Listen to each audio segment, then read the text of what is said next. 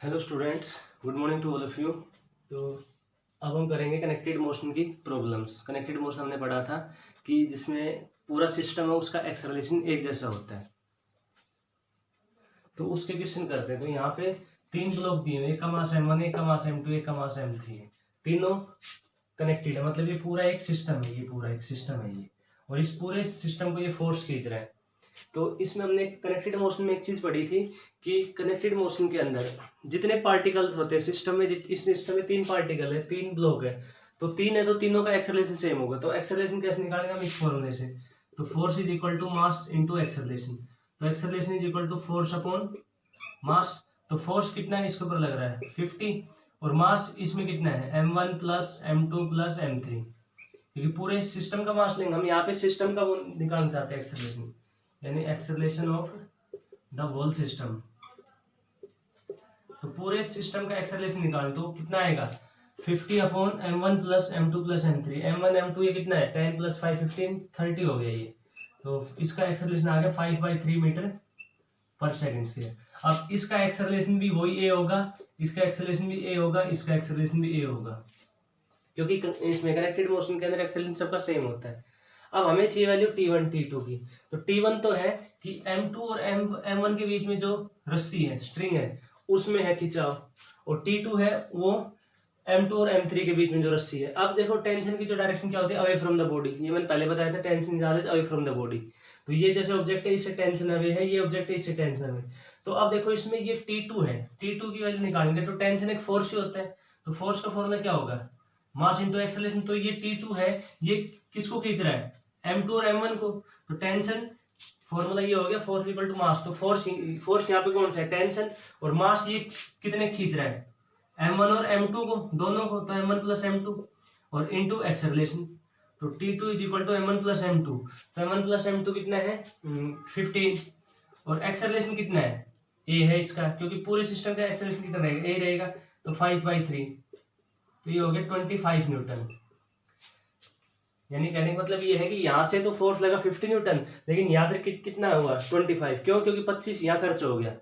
ठीक है, यहाँ पे खर्च। अब जैसे T1 की वैल्यू निकालनी, तो T1 की वैल्यू कैसे निकालेंगे? वही मास इंटू एक्सेलरेशन। तो मास T1 है वो सिर्फ कौन से मास को खींच रहा है? M1 को खींच रहा है, और एक्सेलरेशन A है।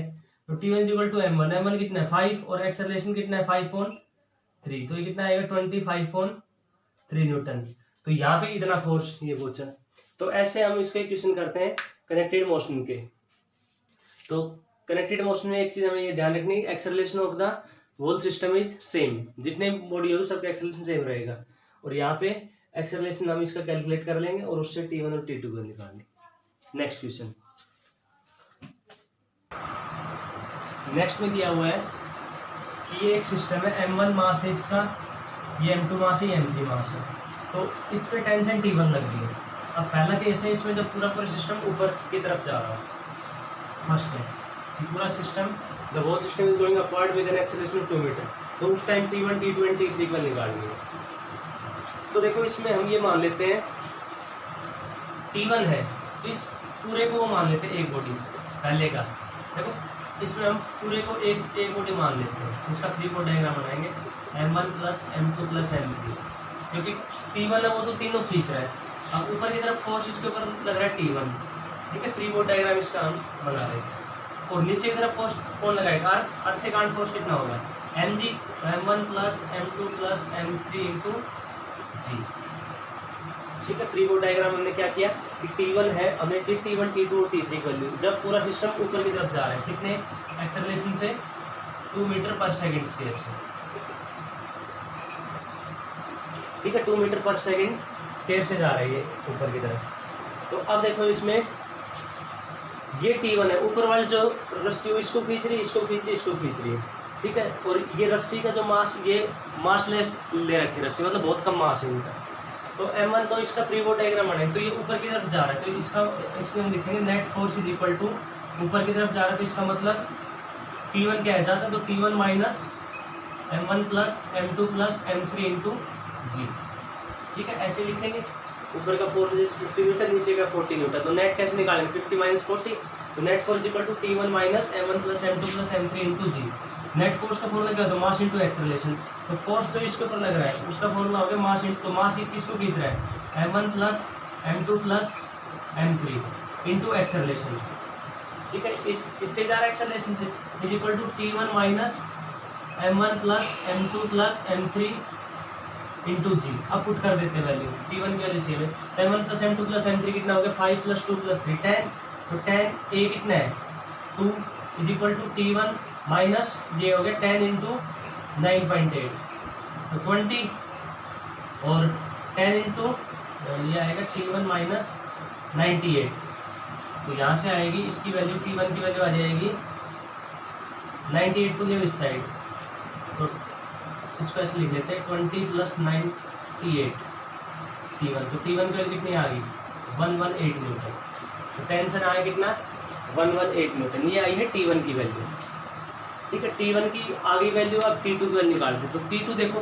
किसको खींच रहा है, अभी से हम फर्स्ट ही कर रहे हैं, तो T2 सिर्फ किसको खींच रहा है, T2 खींच रहा है M2 और M3 को, तो हम यहाँ पे क्या कर लेंगे, ये बना लेंगे इसका फ्री बॉडी डायग्राम M2 और M3 का, इसको ऊपर की तरफ खींच रहा है T2 और नीचे की तरफ कितना फोर्स लगेगा M2 plus M3 into g, तो यहाँ पे क्या लिखेंगे नेट फोर्स इक्वल, और ये भी कितने उससे जाएगा एक्सेलरेशन 2 से, क्योंकि ये कनेक्टेड है 2 metre per second, net force equal to T2 minus M2 plus M3 into g, तो net force mass into acceleration, तो मास तो है M2 प्लस M3 और एक्सेलरेशन A है, is equal to T2 minus M2 plus M3 into g, तो M2 plus M3 ये है 3 और 2 5, तो 5 A कितना है 2 है, is equal to T2 minus 5 into 9.8, तो 5 into 10 is equal to T2 minus 9.8 into 5 49 आएगा ये, तो ये आएगा इस साइड, तो इसकी वैल्यू कितनी आ जाएगी 10 plus 49 is equal to T2, तो T2 की वैल्यू कितनी आ गई 59 न्यूटन, तो ये हो गया T2 हो गया। उसके बाद T3 के लिए, तो T3 के लिए यहाँ पे इसका बना लेते हैं फ्री बॉडी डायग्राम, तो T3 सिर्फ किसको खींच रहा है M3 को ही खींच रहा है, ये M3 रहा, तो इसको खींच रहा है T3 और नीचे की तरफ फोर्स कितना होगा M3 इंटू जी, ठीक है। ये भी कितने उससे जा रहा है एक्सेलरेशन, ए एक्सेलरेशन जा रहा है, तो यहाँ पे नेट फोर्स लेकिन क्या लिखेंगे, नेट फोर्स क्या हो जाएगा M3 इंटू ए, ऐसे लिखेंगे, net force equal to T3 minus M3 into g, तो नेट फोर्स का फॉर्मूला मास इंटू एक्सेलरेशन, ये फोर्स किसको खींच रहा है, इस मास को खींच रहा है M3 को, तो M3 इंटू ए, M3 कितना है 3 और एक्सेलरेशन A 2 और T3 minus M3 into g, तो 3 इंटू 9.8, तो 6 is equal to T3 minus 3 into 9.8, ये कितना हो गया 29.4, तो 6 plus 29.4 is equal to T3, तो ये आएगा T3 की वैल्यू 35.4 न्यूटन, ये आगे T3, ठीक है। तो ये आगे T3 तो पहले पार्ट का हो गया। सेकंड पार्ट में क्या कहा है कि ये पूरा सिस्टम जब स्टेशनरी हो, ठीक है, तो स्टेशनरी मतलब एक्सेलरेशन कितना 0, स्टेशनरी इसका मतलब एक्सेलरेशन 0, तो पहले की इक्वेशन देखो ये बनी थी, तो इसके अंदर पहले की इक्वेशन ये बनी थी, ये इक्वेशन, तो इस इक्वेशन में ए की जगह पुट कर देंगे 0, पुट करके 0, तो यहाँ पे क्या आ जाएगा T1 minus M1 plus M2 plus M3 into g, तो इससे क्या आ जाएगा T1 आ जाएगा। दूसरे की जो वो बनी थी इक्वेशन वो ये थी, ठीक है, इसमें भी ए की जगह पुट कर देंगे 0, इसमें भी एक की जगह 0 पुट करेंगे क्योंकि ये स्टेशनरी, और तीसरे के अंदर ये बनी थी इक्वेशन, तो इसमें भी ए की जगह पुट कर देंगे 0, तो T1 T2 और T3 आ जाएगा, ठीक है। तो उससे सोल्व कर लेंगे कितना आएगा, ठीक है, क्योंकि सेकंड पार्ट में ये रखा है कि पूरा जो सिस्टम वो कैसा है स्टेशनरी है, तो उससे हम कैलकुलेट कर लेंगे। तो एक्सेलरेशन 0, तो फर्स्ट की ये इक्वेशन बनी थी, इसका नाम रख लेना इक्वेशन 1 और ये इक्वेशन सेकंड और ये इक्वेशन थर्ड, ठीक है। तो यहाँ लिख लेंगे put a is equal to 0 in equation first second and third, तो ए इज इक्वल टू 0 जैसे इसमें ये पुट किया तो इस साइड का 0 हो गया, तो ये क्या बचा T2 माइनस 49, तो ये आएगा 49 आ जाएगा। इस साइड कितना आ जाएगा, ये 98 आएगा, ठीक है। ये सॉल्व कर लेंगे, इसमें ये आएगा 98, क्योंकि इस साइड तो हो गया 0, तो ये 98 इस साइड, तो T1 की वैल्यू आएगी 98, T2 की वैल्यू आएगी 49 और T3 की आएगी 29.4 newton. Next question, next topic है equilibrium of forces. Equilibrium of forces का मतलब ये हो गया कि किसी भी बॉडी के ऊपर जितने फोर्स हो सारे इक्वल हो, ठीक है। तो इसमें लिखेंगे when force acting on a body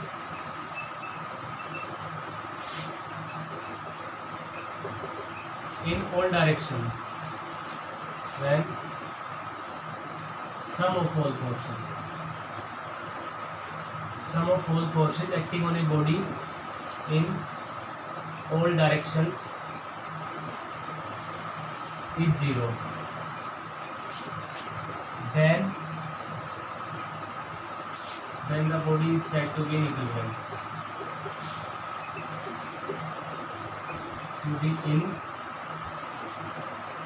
equilibrium,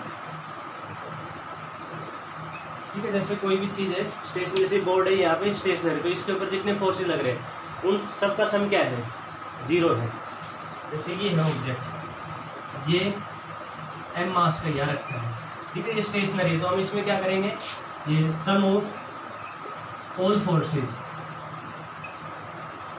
in x direction, x direction में जो फोर्स होंगे उनका सम क्या होगा, 0, उसको लिखेंगे फोर्स इन x डायरेक्शन, और उस उन सब का सम ये क्या होगा, 0। दूसरा, क्योंकि 3 डायरेक्शन होती है x y z, तो sum of all forces in y direction, y direction में भी यानी फोर्स इन y डायरेक्शन, इसका क्या कर देंगे, सम 0 कर देंगे। या सम, इसमें तीसरा sum of all forces in z direction, ये भी क्या कर देंगे हम, z डायरेक्शन में 0। तो ऐसे सबका सम क्या कर देंगे, 0। और फोर्स एक वेक्टर क्वांटिटी है, ठीक है, और वेक्टर क्वांटिटी है तो उसका सम एडिशन वगैरह करते हैं, तो उसके लिए हमने वेक्टर के वो पढ़े थे, रूल पढ़े थे कैसे करते हैं। तो अब इसके हम वो करेंगे, क्वेश्चन करेंगे, क्वेश्चन से ही मतलब अच्छे से होगा क्लियर कि कैसे हम इक्विलिब्रियम ऑफ फोर्सेज के क्वेश्चन सोल्व करते हैं। तो next we will do the question of equilibrium of forces. Next question दिया हुआ है कि मास ऑफ 6 kg, मास है 6 kg का, ये सस्पेंड कर रखा है रोप से, लेंथ 2 मीटर, ये जो लेंथ इसकी 2 मीटर है पूरी लेंथ, ठीक है, ऐसे करो सस्पेंड। फिर उसके बाद ये रस्सी के बिल्कुल बीच में से फोर्स इस साइड लगाया 50 न्यूटन, ये फोर्स इस साइड लगाया 50 Newton in the horizontal direction, ये जो डायरेक्शन है इसको क्या कहेंगे, हॉरिजॉन्टल डायरेक्शन, और ये जो डायरेक्शन इसको क्या कहेंगे, वर्टिकल डायरेक्शन, ठीक है। तो अब ये इसमें horizontal is applied at the mid point, बिल्कुल मिड पॉइंट पे, तो इसकी जो लेंथ तो कितनी होगी 1 मीटर, और इसकी कितनी होगी 1 मीटर, ठीक, क्योंकि 2 मीटर की दी हुई है रस्सी, 2 मीटर की दी हुई है, तो बीच में से फोर्स लगा तो 1 मीटर इस साइड बच गया, 1 इस साइड बच गया। ये ऐसे थी रस्सी, उसके बीच में ऐसे फोर्स लगा है, पहले ये रस्सी ऐसे थी, उसके बीच में ऐसे फोर्स लगा है 50, तो ऐसे होगी। What is the angle of the rope makes with the vertical, तो ये होगी वर्टिकल डायरेक्शन, इसके साथ रोप ये कितना एंगल यहाँ बना रही थी, ये बताना है थीटा की वैल्यू, जी की वैल्यू लेनी है 10। तो इसमें देखो हम कैसे करेंगे, यहाँ वेक्टर का यूज होगा। देखो इसमें एक चीज़ आ रही है इन इक्विलिब्रियम में, तो इक्विलिब्रियम में क्या होता है, force in x direction, force in y direction, सबका सम क्या होगा, 0। तो इसमें तो 2 ही डायरेक्शन है, एक तो हॉरिजॉन्टल एक वर्टिकल, ठीक है। यहाँ पे T1 है, इसके हम कर लेंगे कंपोनेंट, T1 के कर लेते हैं कंपोनेंट। तो T1 के जो करेंगे कंपोनेंट, तो इस साइड आएगा T1 कोस थीटा, इस साइड आएगा T1 साइन थीटा, ठीक है। जैसे हमने ये लिया फोर्स, ये है T1, इसके हमने कंपोनेंट कर दी, क्योंकि T1 का इफेक्ट है वो ऊपर की तरफ भी है और पीछे ये लेफ्ट साइड में, तो हमने क्या कंपोनेंट है, तो जिस साइड थीटा उस साइड क्या लेते हैं कोस, और जिस साइड थीटा नहीं हो तो उस साइड साइन, ठीक है। ये हम पहले पढ़ चुके हैं। तो अब देखो ये T1 हट गया, अब इसमें सारे फोर्सेज हमने कर लिए, या तो हॉरिजॉन्टल डायरेक्शन में वर्टिकल में। जैसे हॉरिजॉन्टल में तो ये है कितना T3 पहले 50 न्यूटन है, और इस साइड है कितना, वो ये तो हो गया T3 इस साइड, और इस साइड कितना T1 साइन थीटा है, और ऊपर की तरफ हो गया कितना T1 कोस थीटा हो गया, ठीक, और नीचे की तरफ हो गया कितना T2, ये नीचे की तरफ हो गया T2 ये। अब ये इक्विलिब्रियम में है, ठीक है। तो इक्विलिब्रियम में है तो हमें यहाँ पे थीटा की वैल्यू चाहिए, तो थीटा की वैल्यू इसमें हमें कैलकुलेट करनी है। तो थीटा की वैल्यू कैसे कैलकुलेट करें? देखो पहले हमने क्या किया, ये है T1 के कंपोनेंट है, तो क्योंकि बाकी T3 हॉरिजॉन्टल में था, एक्चुअल में इसके ऊपर कितने फोर्स थे, यहाँ पे जो ऑब्जेक्ट है ये इस पॉइंट के ऊपर जो ये बीच में रस्सी पड़ी, तो इसके ऊपर फोर्स एक तो ऊपर की तरफ ये था, इस साइड था, और एक ये था नीचे की तरफ, ठीक है। और यहाँ पे देखो इसका फ्री बॉडी डायग्राम बनाएंगे और इक्विलिब्रियम में है ये, तो इसका जो बनाएंगे फ्री बॉडी डायग्राम, तो इसको एक तो फोर्स कितना है नीचे mg, और ऊपर की तरफ कितना है T2, ठीक है, ऊपर की तरफ। अब ये इक्विलिब्रियम में मतलब T2 वैल्यू किसके इक्वल होगी, mg के इक्वल, तो यहाँ से T2 वैल्यू कितनी आई m इंटू जी, तो m कितना है इसका, मास 6 है और g वैल्यू 10 होगी, तो T2 वैल्यू आ गई 60 न्यूटन, ये हमने कैलकुलेट कर लिया, ठीक है। इक्विलिब्रियम में क्योंकि ये भी मूव नहीं करता, तो इसका मतलब इसका फ्री बॉडी डायग्राम हमने बनाया, फ्री बॉडी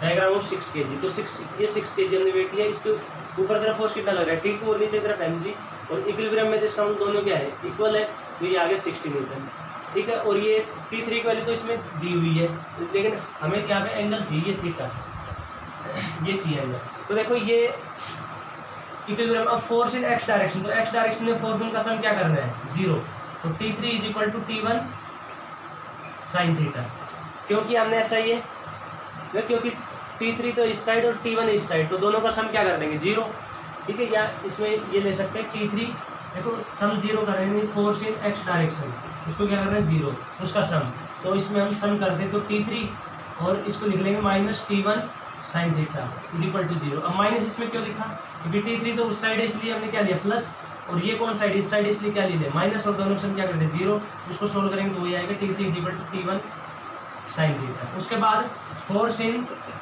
y डायरेक्शन में क्या करना है 0, तो y डायरेक्शन में जो फोर्स है ऊपर की तरफ लेते हैं प्लस, तो T1 कोस थीटा, और ये है नीचे की तरफ minus T2 is equal to 0, sum क्या करना है 0, तो ये आएगा T1 cos theta is equal to T2।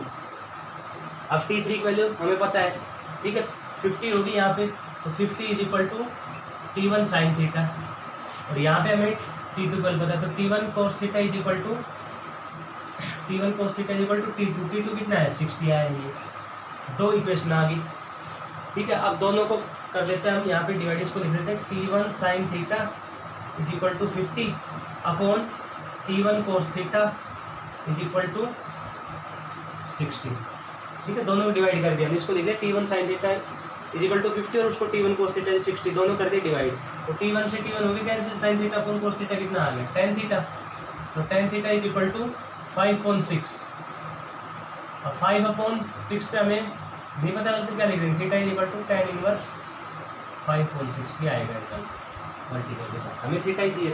देखो फिर से एक बार, यदि अब इसमें एक चीज़ इक्विलिब्रियम में, तो इक्विलिब्रियम से भी पता चल जाता है कि उसमें हर डायरेक्शन के फोर्स क्या है, sum of all the forces in every direction is 0।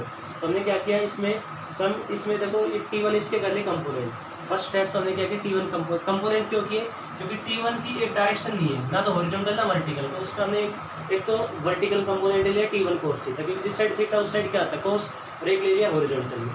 अब ये T1 कंपोनेंट, अब इसमें देखो ये हो गया, ये तो हो गया वर्टिकल के, और ये हॉरिजॉन्टल फोर्स, हमने यहाँ लिख लिया। अब T1 साइन थीटा इस साइड है T3, इस साइड T1 कोस थीटा, इस साइड T2 की वैल्यू कैसे निकालेंगे, T2 है वो ये रहा। अब फ्री बॉडी डायग्राम बनाएंगे सिर्फ इसका 6 kg का, तो हमने वो कैसे बनाया, इसको ऊपर की तरफ कौन खींच रहा है T2 और नीचे की तरफ mg फोर्स है, तो ये इक्विलिब्रियम में इसका मतलब ये दोनों क्या है इक्वल है, T2 is equal to mg, तो इससे T2 को आएगी 60 न्यूटन, क्लियर है। उसके बाद हॉरिजॉन्टल हमने x डायरेक्शन फोर्सेज का सम क्या कर देंगे 0, तो ये T3 क्या हो जाएगा प्लस का, और ये इस साइड इसलिए माइनस का इज इक्वल टू 0, तो T3 is equal T1 sine theta आ गया। यहाँ से फिर force in y direction plus T1 cos theta minus T2 is equal to 0, ठीक है। दो इक्वेशन है, दोनों कर दिए डिवाइड, तो T1 का sign theta upon cos theta tan theta हो गया इज इक्वल टू 5/6, तो ये आएगा थीटा वैल्यू ये tan इनवर्स 5/6, ठीक है। तो ये इक्विलिब्रियम का हो गया क्वेश्चन। नेक्स्ट क्वेश्चन देखते हैं। नेक्स्ट दिया हुआ है, ये एक सिस्टम है, इसमें ये प्लेट है, वो सिस्टम दे रखा है इक्विलिब्रियम, मतलब ये मूव नहीं कर रहे, ये एक रस्सी तो इस साइड इसमें बंधी हुई है, एक जैसे इस साइड फोर्स लग रहा है, एक लग रहा है इस साइड, तो इनका जो सम है वो है टोटल 0 है, तो T1 और T2 की वैल्यू चाहिए इसमें। देखो अब इसमें कैसे सोल्व करेंगे। इक्विलिब्रियम में इसका मतलब इसमें force in x direction, sum of all force in x direction 0, sum of force in y direction 0, sum of force in z direction 0। तो इसमें फोर्स तो एक्स वाई में ही है, देखो ये ऐसे है, एक्स में है और ये वाई में है, ठीक है। जेड में तो कोई फोर्स है नहीं, तो एक्स और वाई के फोर्स इसमें 0 कर लें। तो ये फोर्स है, ये ना ये एक्स में भी है और वाई में भी है, यहाँ पे वो बना लेंगे इसकी, ये बनाई डायरेक्शन, ये बनाई डायरेक्शन, ठीक है। ये तो होगी हॉरिजॉन्टल डायरेक्शन और दिस इज वर्टिकल डायरेक्शन। अब देखो ये एक पॉइंट है, ये पॉइंट, इस पे इस साइड तो फोर्स लग रहा है 4 kg mg हो गया वो, ये पॉइंट है, ये P पॉइंट है, तो P पॉइंट है, इसके ऊपर फोर्स लग रहा है mg। इस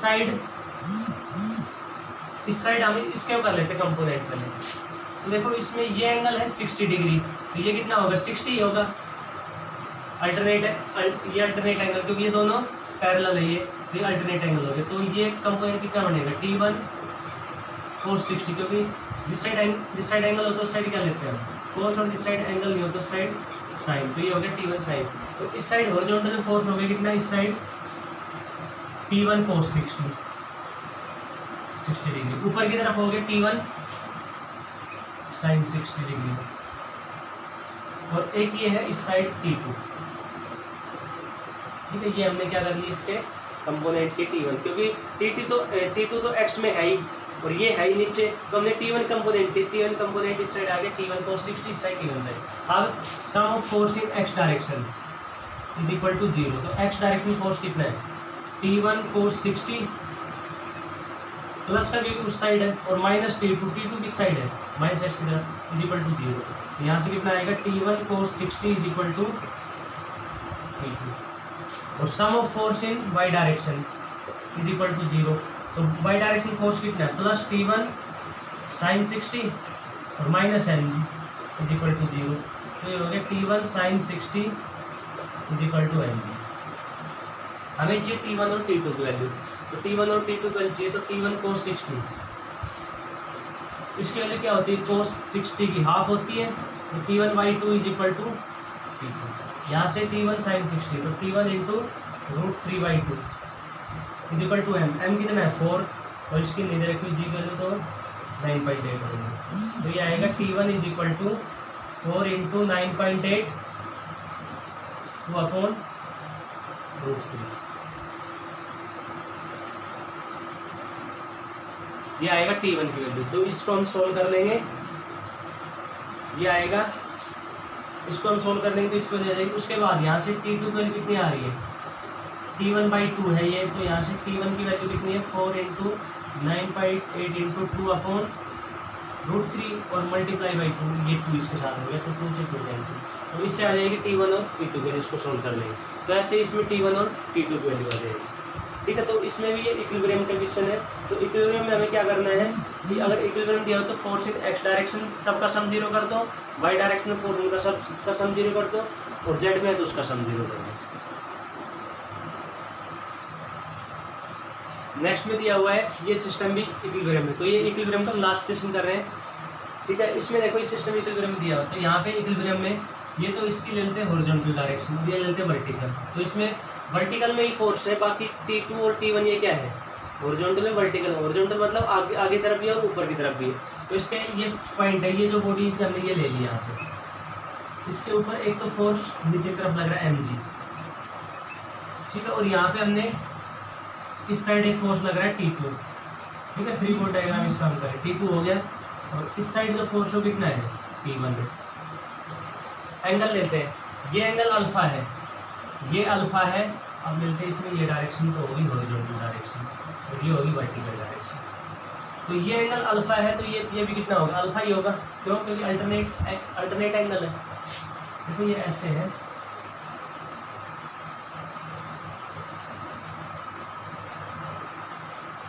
ये एंगल बन रहा है कितना अल्फा, ये कितना बन रहा है बीटा, तो ये अल्फा तो ये भी अल्फा, ये बीटा तो ये भी कितना बीटा, कितना हो गया ये।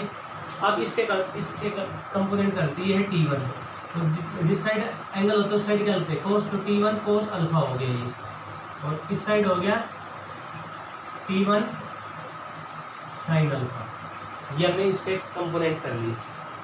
ठीक है, अब ये देखो इस साइड ये फोर्स है कितना है, T2 है, ये ट्रायंगल बीटा है तो इस साइड ये हो गया बीटा, तो बीटा की तरफ कंपोनेंट क्या आएगा, T2 कोस बीटा, और इस साइड क्या आ जाएगा, T2 साइन बीटा। ठीक है, जुड़ गए दोनों ही, क्योंकि देखो अब इसमें क्या किया हमने, अगर फिर से ये तो जो था ऑब्जेक्ट हमने ये ले लिया, तो इसके ऊपर एक तो फोर्स लग रहा है T2, तो हमने ये लिया T2, एक लग रहा था T1 इस साइड और नीचे की तरफ mg, तो हमने क्या किया T1 कंपोनेंट कर लिया।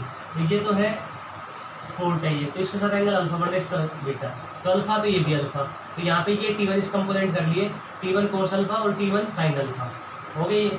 उसके बाद T2 इस साइड, तो इस कंपोनेंट कर लिए T2 कोस बीटा और T2 साइन बीटा। अब T2 साइन बीटा और T1 साइन अल्फा दोनों एक ही साइड, इसलिए क्या हो जाएंगे, प्लस हो जाएंगे।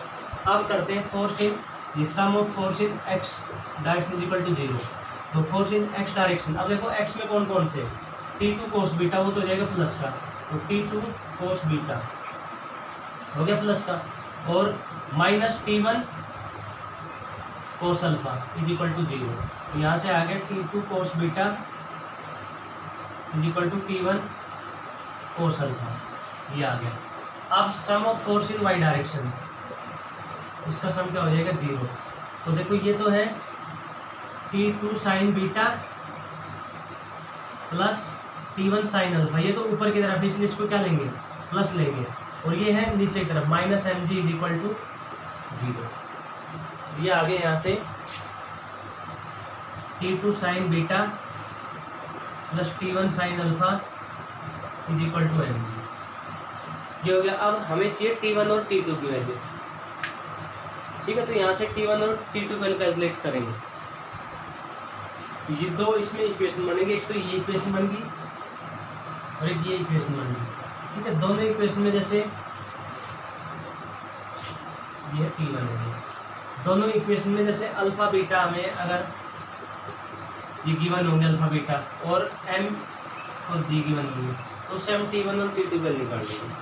ठीक है, तो उससे टेंशन T1 और T2 की वैल्यू निकाल लेंगे। तो इस क्वेश्चन में जैसे अल्फा बीटा की वैल्यू भी मान लो दी हुई होती है, जैसे अल्फा की 30 और बीटा दोनों अगर इक्वल भी दिए होते हैं, 60 डिग्री दिया होता है, अल्फा बीटा पुट कर दे, मास कुछ दिया तो उसकी वैल्यू पुट कर दे। ठीक है, ये है मेन, तो ये था कि इक्वेशन हमें कैसे निकालनी है। ठीक है, बाकी इसको T1 और T2 इसमें सोल्व तब होगा जब इसमें अल्फा बीटा या m और ये दिया होगा, g दिया होगा। ठीक है, तब हम इसको हम सोल्व कर लेंगे, क्योंकि इसमें सारे वेरिएबल अगर हो गए, देखो वैसे अगर अल्फा बीटा नहीं दिया तो इसमें क्या होगा, ये इतने सारे हो गए वेरिएबल, तो अल्फा बीटा की वैल्यू अगर दी होगी, m की वैल्यू दी होगी, तो उसको पुट करेंगे और उससे T1 और T2 ये T1 और T2 अलग अलग आ जाएंगे, जैसे पीछे हमने जो क्वेश्चन किए हैं। ठीक है, तो ये forces and laws of motion के चैप्टर जो है फर्स्ट हो गए कंप्लीट। अब इसमें एक चैप्टर बचता है फ्रिक्शन। ठीक है, तो उसके अब इसमें जो भी क्वेश्चन मोस्टली क्वेश्चन हमने इसमें कर लिए, बाकी इसमें और भी क्वेश्चन काफ़ी है।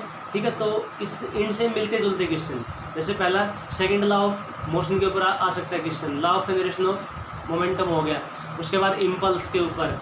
ठीक है, फिर कनेक्टेड मोशन और इक्विलिब्रियम ऑफ फोर्सेज, तो ये कुछ क्वेश्चन हमने क्वेश्चन किए हैं। ठीक है, तो ये क्वेश्चन और बाकी जो बच गए इसको सोल्व करके देखना। अगर किसी क्वेश्चन में कोई भी प्रॉब्लम आती है तो उसे पूछ सकते हो। ठीक है, अब नेक्स्ट जो हमारा टॉपिक होगा वो होगा फ्रिक्शन। ठीक है, तो उसको हम फिर बाद में नेक्स्ट लेक्चर में पढ़ेंगे। Thank you.